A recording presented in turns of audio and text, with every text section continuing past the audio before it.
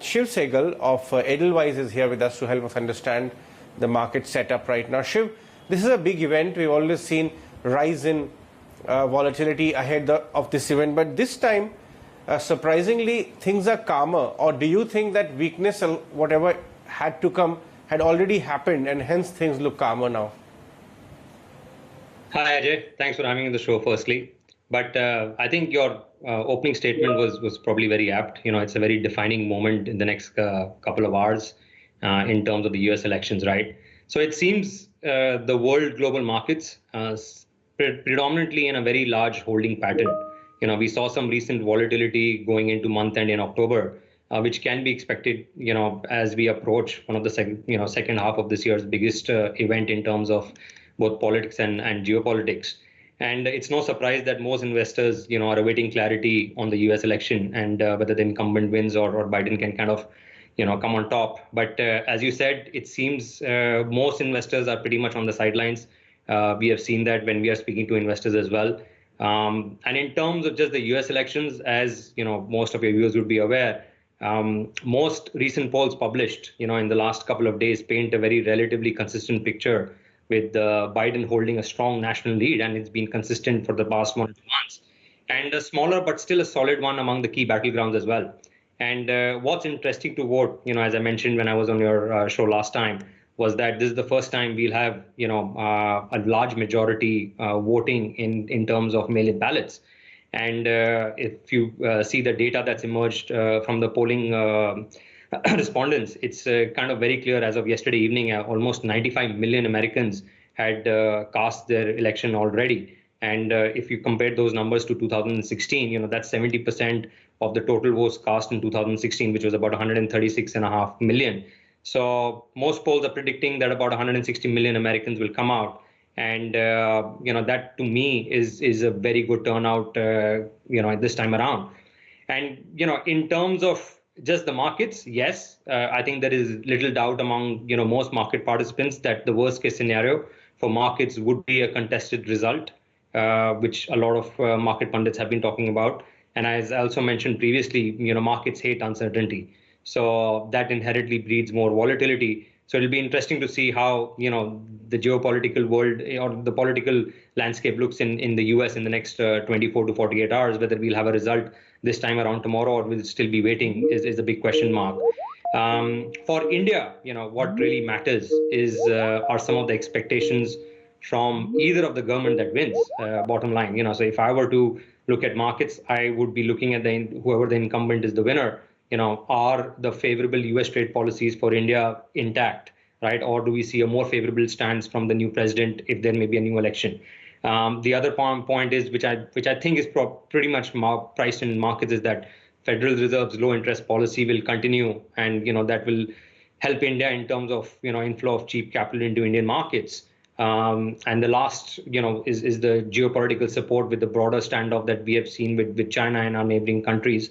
And a more favorable visa policy as well, and that to me would be the more highlights that I would be watching from the new government that gets elected in the U.S. and how that impacts India as well. Shiv, there's a sense among some of the FIIs. I was just talking to Rupal Bansali of Ariel Investments, and she was telling me that one would like to be very cautious right now. The case for a W-shape recovery is higher than K-shape and V-shape, as some are talking about. And if indeed a market go into a risk-off mode, it's better to be in high dividend yield / pharma healthcare space. Because of the shape of the recovery, the incremental data points may start going patchy once again, because COVID risk still is on the table. If indeed that hypothesis plays out, how would you, suppose she was your client right now and would be having this conversation with you, what kind of portfolio positioning would you recommend to a cautious large FII? So, that's a very interesting data point. If you look at, apart from the US politics, right, the COVID is the other major area of macro focus. And the additional European countries imposing mitigation restrictions over the last couple of days, and it's actually broader Europe. It's Italy, Spain, France, Germany, and UK all combating a surge in the cases.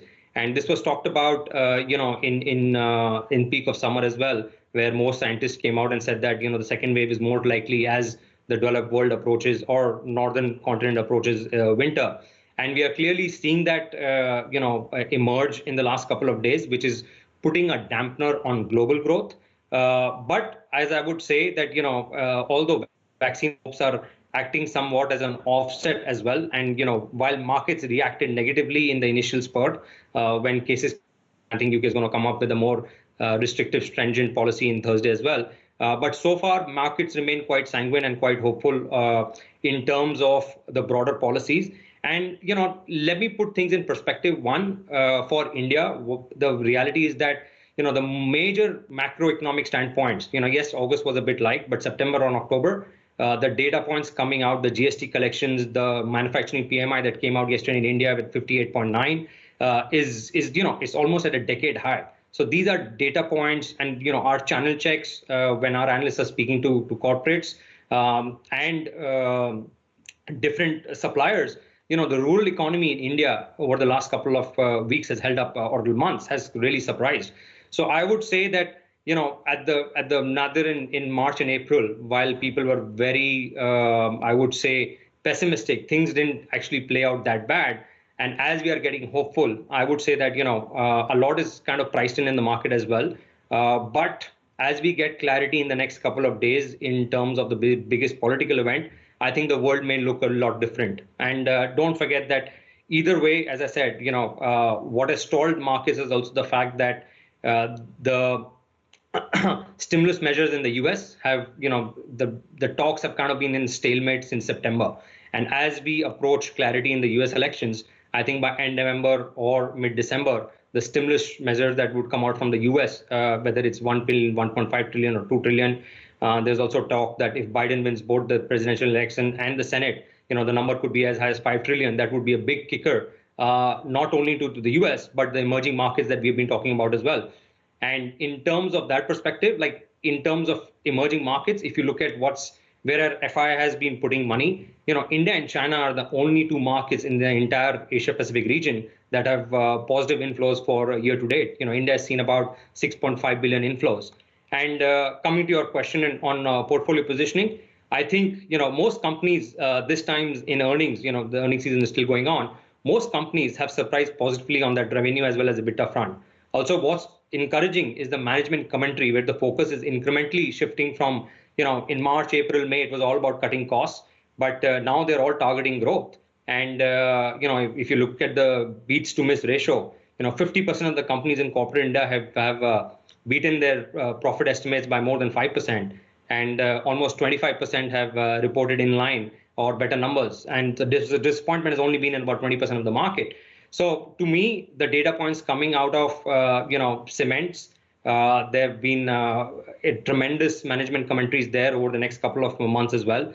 The fact that private banks have showed a tremendous resilience. Yes, banks have underperformed, but I think post clarity from the US elections and the data points coming out of India COVID cases has also been on a positive trajectory.